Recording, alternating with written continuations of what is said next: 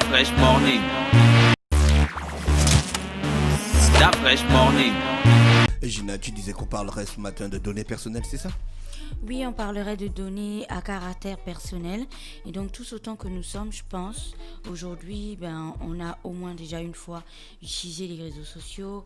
On est déjà au moins allé une fois sur les sites de recherche. Et on a au moins déjà ouvert une adresse mail où on est allé faire des achats sur Internet.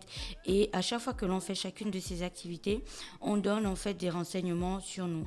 Ça peut être notre nom, notre âge, notre adresse et les messages que l'on écrit, on partage nos photos de vacances, ce qu'on aime ou ce qu'on déteste et surtout, on partage aussi des données personnelles avec certaines marques lorsqu'il y a des jeux concours et ce genre de choses. Et en fait, toutes ces informations-là constituent en fait ce qu'on appelle des données personnelles. Ce sont donc les informations qui se rapportent à une personne physique, identifiée ou identifiable.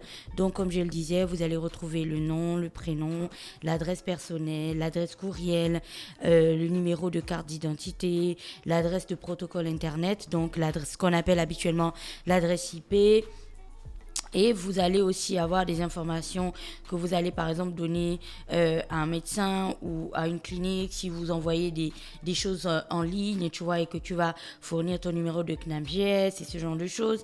Et donc, c'est tout ça qui constitue les données personnelles. Pourquoi est-ce qu'on en parle aujourd'hui? Parce que on le sait déjà, les technologies de l'information et de la communication font partie de notre vie au quotidien et de nos vies au quotidien. Il ne se passe pas un seul jour où on renseignera notre adresse mail sur un site d'actualité ou même n'importe où en fait pour avoir accès à quelque chose. Il ne se passe pas un seul jour où en entrant dans une administration, dans une entreprise, on laissera son nom, son numéro de téléphone, parfois son quartier et son adresse mail. Et tout ça en fait sont des informations qui permettent de nous identifier. Alors le bas blesse au niveau où ces informations-là parfois, leur partage, leur publication et leur distribution en fait ne sont pas réglementées.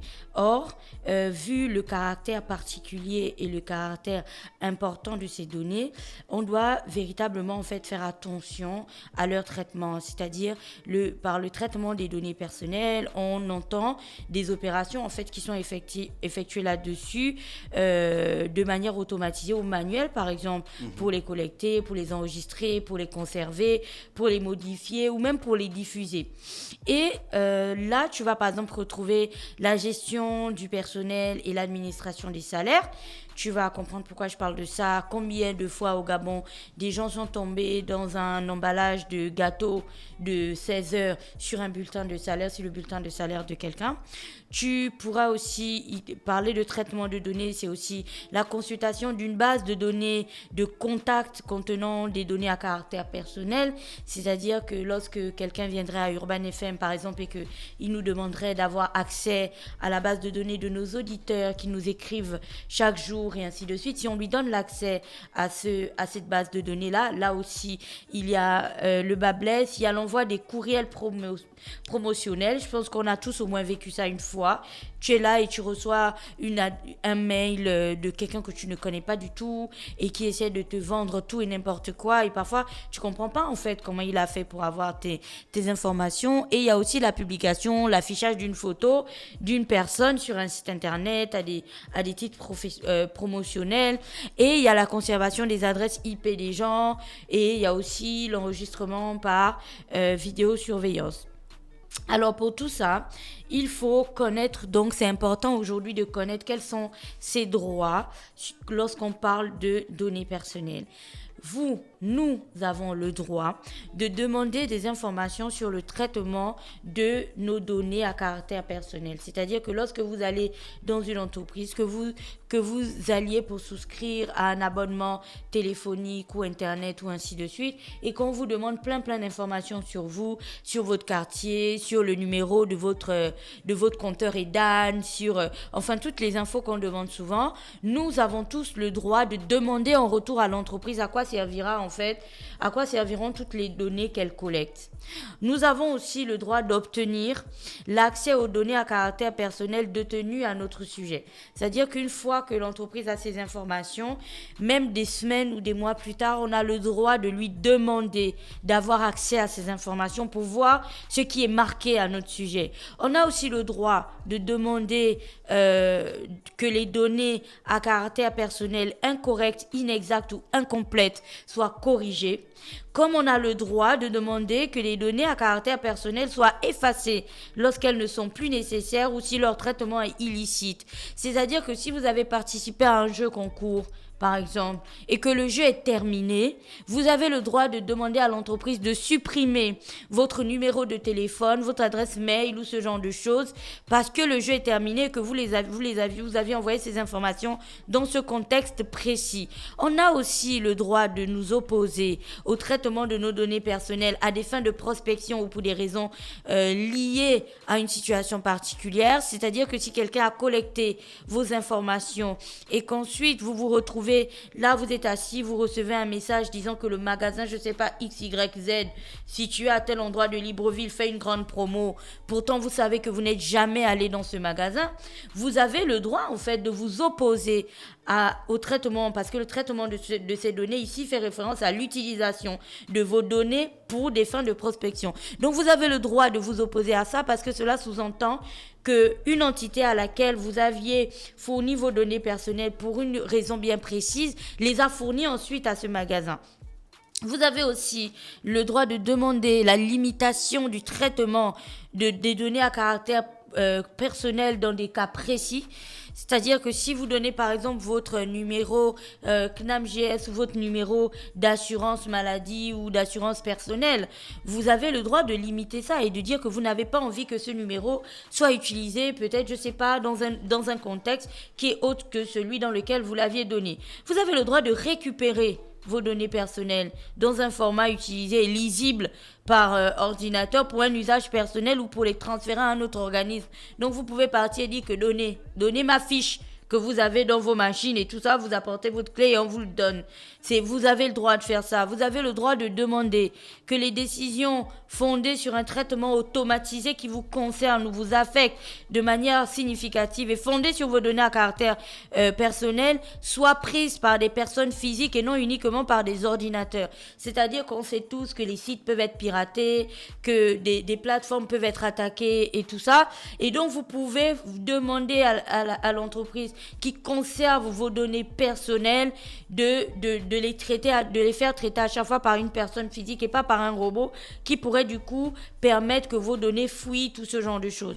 Pas plus tard qu'hier, par exemple, il y a eu un gros bug sur la plateforme de Google et YouTube et tout ça. En tout cas, tout Google et affiliés étaient plantés hier et tout le monde a pu voir comment en l'espace de 15-20 minutes, le monde s'est totalement arrêté parce que les gens se demandaient oh mon Dieu, comment je fais mes mails, mes contacts, surtout mes informations personnelles, les informations confidentielles que j'envoie, ainsi de suite. Et c'est de la responsabilité de Gmail de communiquer ensuite en disant que ne vous inquiétez pas, ce bug qui s'est passé n'a eu aucun impact, par exemple, sur la divulgation de vos informations personnelles et ce genre de choses. Sous d'autres cieux, tu vas voir si tu regardes les réseaux sociaux aujourd'hui, tout le monde en parle. Et donc, si on a parlé de vos droits, c'est que de l'autre côté, on va parler des obligations des entreprises. L'entreprise a l'obligation de respecter le principe de protection des données personnelles et de l'avis imposé par le règlement de la conception de tout projet. C'est-à-dire qu'il est inadmissible que lorsqu'on achète les gâteaux à 16h, que l'on tombe sur la fiche rempli de demandes de passeport de Moussavou, je ne sais pas qui, là à côté, là chez la dame qui vend les gâteaux.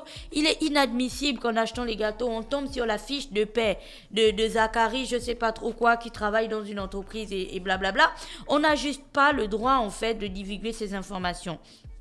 Comme l'entreprise n'a pas a l'obligation de recenser tous les traitements qu'elle met en œuvre dans un registre de traitement. C'est-à-dire quand vous avez donné votre numéro, vos informations, elle doit enregistrer que tel jour, en fait, on a pris notre base de données de contact, on l'a donné par exemple à Urban, on l'a donné à telle personne, on l'a donné à telle personne. Ils doivent recenser l'utilisation qui en est faite. Et ils doivent aussi être en capacité de prouver que les traitements de données à caractère personnel mis en œuvre respectent les règles applicables applicables, notamment via l'adhésion à des codes de conduite et l'obtention d'une certification. Et ils doivent aussi s'assurer de notifier toute violation de données à caractère personnel par le responsable du traitement ou le sous-traitant de ces données-là. C'est pour ça que je parlais de Gmail ce matin. Et ils doivent aussi réaliser une étude d'impact sur la vie privée pour les traitements à risque, parce qu'il y a des informations où si tu allais acheter des choses en ligne ou si tu as fait des choses en ligne, on n'a pas le droit de divulguer le numéro de ta carte bancaire. On n'a pas le droit de divulguer, par exemple, la banque à laquelle tu es affilié. Comme on n'a pas le droit de divulguer ton numéro de compte, par exemple. Et donc, il y a en fait une multitude d'obligations que les entreprises ou que les entités à qui nous dévoilons nos données personnelles, une multitude d'obligations qu'elles doivent respecter, comme une multitude de droits que nous, en tant qu'utilisateurs, en tant que citoyens, on a aussi un petit peu l'obligation de connaître. Pourquoi ? Parce qu'aujourd'hui, c'est vraiment traumatisant de voir à quel point les gens en fait partagent les bases de données qu'ils ont. Ils les envoient en fait à tout va. Quelqu'un ouvre quelque chose, il développe un système et il va appeler tous ses potes. Il y a des fois où que les gens qui travaillent dans des banques ou que les gens qui travaillent dans des maisons de téléphonie mobile n'ont aucune frayeur de divulguer par exemple des informations sur certaines personnes, ou alors même des personnes qui auraient une fois déjà organisé des jeux concours et collecté donc des données personnelles. Elles n'ont pas du tout peur de les divulguer. Et donc à toutes ces personnes-là, j'aimerais vous rappeler que la République gabonaise, qui n'est en rien une république bananière, a donc adopté une loi, c'est la loi 001/2011 relative à la protection des données à caractère personnel, en créant donc la Commission nationale pour la protection des données personnelles. Et vous pouvez donc aller lire le contenu de cette loi-là qui se trouve dans le journal officiel de la République gabonaise, celui du 24 au 31 octobre 2011. Donc c'était cette année-là, le numéro 74. Donc, si vous avez des doutes, vous pouvez toujours aller regarder dans ce journal officiel. Et c'est très important que vous lisiez ça, parce que je pense que les prochaines semaines et les prochains mois vont être décisifs pour plusieurs personnes. C'est-à-dire que si vous recevez des informations ou si vous avez un doute que quelqu'un a divulgué vos informations sans autorisation, ne vous inquiétez pas, vous pouvez toujours entamer les démarches qui sont mentionnées dans la loi que je venais de présenter. Et il y a même des dispositions pénales dans la dite loi. On parle d'un emprisonnement de 6 mois à 1 an et d'une amende de 1 à 10 millions de francs CFA pour le fait d'entraver l'action de la Commission nationale pour la protection des données personnelles. Donc, si vous vous êtes lancé à un moment donné dans ce genre de commerce, de divulgation, de propagande ou de partage, ou même de vente de données personnelles de qui que ce soit, comme je le disais, il faut noter aujourd'hui désormais dans votre tête que le Gabon n'est pas une république bananière, et que désormais, vous pourrez encourir des peines de prison et des amendes pour ça. Voilà, merci Gina qui était avec nous ce matin dans le petit clin de civique, qui revenait sur un sujet très très important, la protection des données personnelles. Start Fresh Morning.